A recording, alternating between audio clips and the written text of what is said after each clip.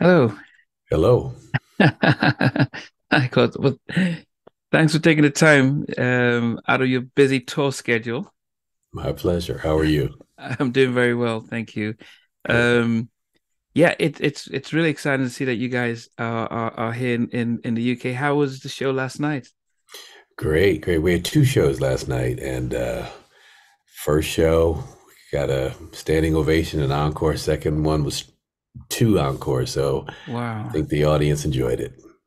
Yeah, recently you guys featured on a BBC documentary, Jacob Collier, which I'd never heard of him, but I'd known about you guys, and I think a lot of us were intrigued by him, but also then we were able to link back to wow, so where he got his inspiration and stuff. But did you see a different interest from the audience from that, or are these more of the audience who knew you before that documentary? Yeah, that's a great question. I don't really know if there's a big correlation. Um, I think a lot of the people that were there are hardcore Take Six fans from back Okay, in the day. um, because Jacob Collier's fans, at least from what I've seen, a lot of them tend to be a lot younger. So we have okay, a smattering of that in the crowd, but I'm not really sure that is carried over quite yet. okay, okay.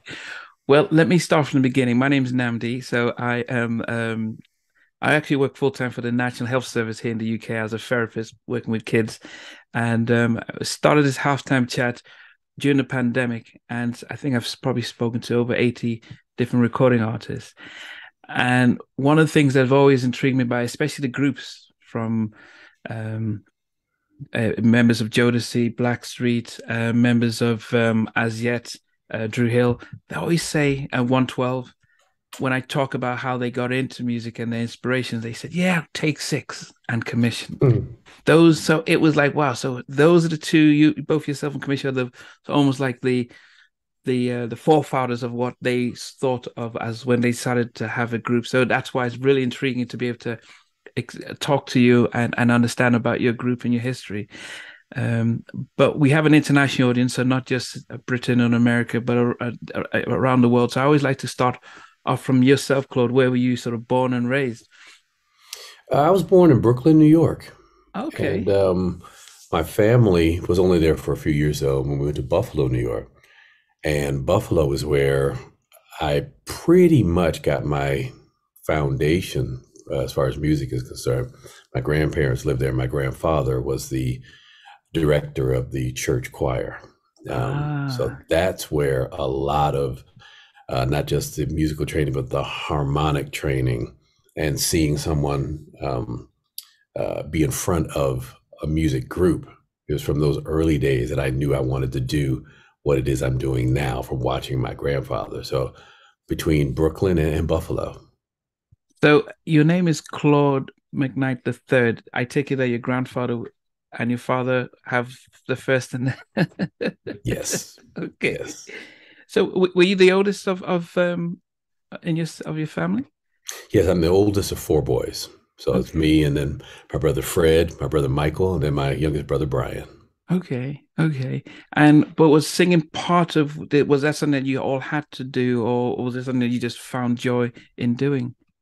It was just the joy of it.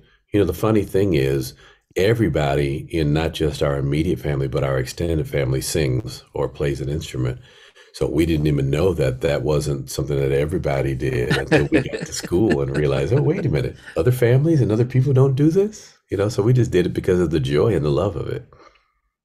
And at that time, was it ever the case where the four of you, as four brothers, thinking, let's do a group like the Jacksons, or what was was that any of an inspiration, any of those other groups?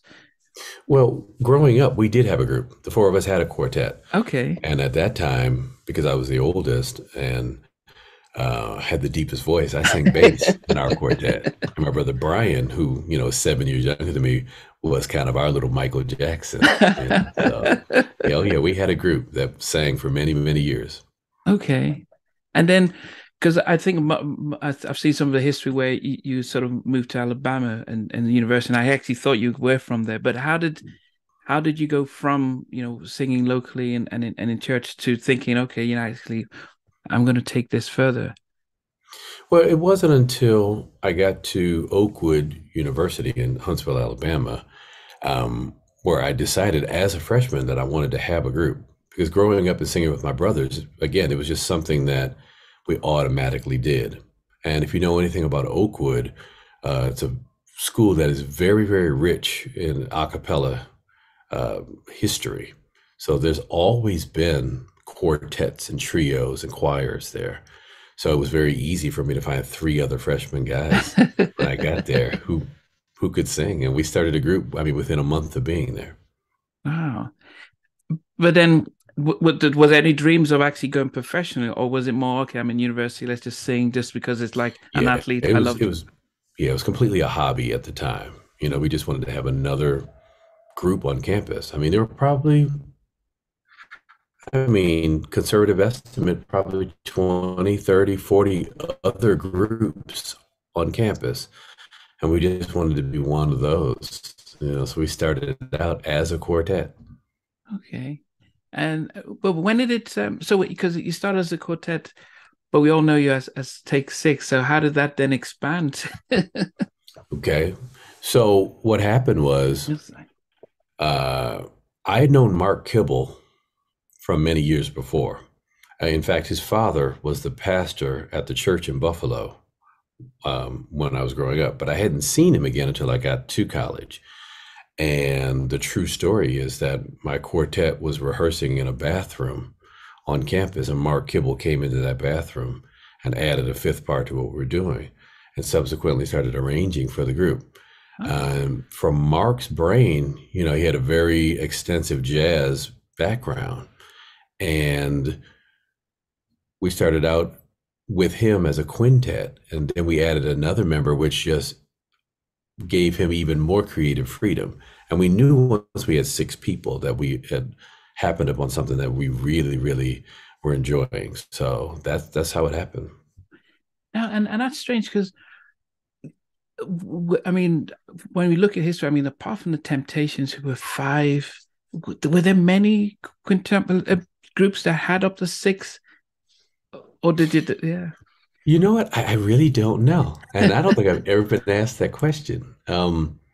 For us, it just made sense because with the kinds of arrangements that Mark started doing, we could do a lot of different things. We could have a walking bass line and then have three horn parts on top, and then, you know, a part or two that were autonomous, or we could have six parts completely as a choral arrangement, or we could, there were a lot of things that we could do with six people.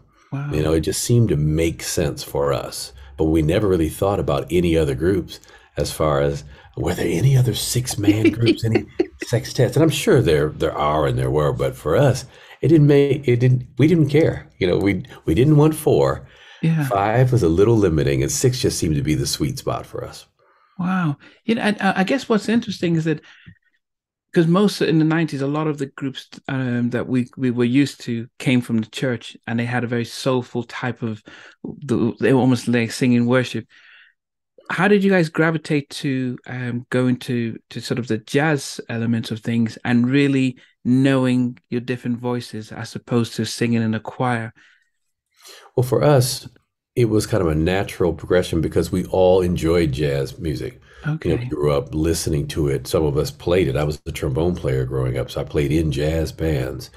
Um, so it was a natural thing for us. We just started arranging and singing the types of things that we grew up listening to. Um, so yeah, there was never any question for us, you know. And I think there were so many other groups that were doing straight ahead spiritual music or even barbershop style Yeah. quartet music. That's what we started out doing, and that was fun, but we wanted to expand on that. So it just became easier and something that we fell into because that's what we grew up listening to.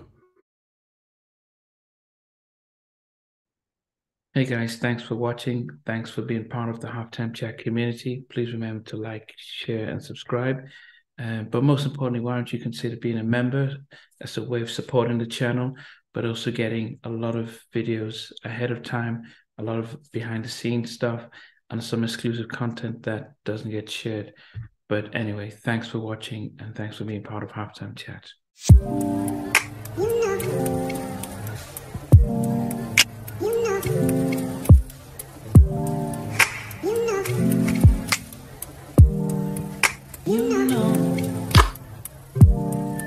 I begin to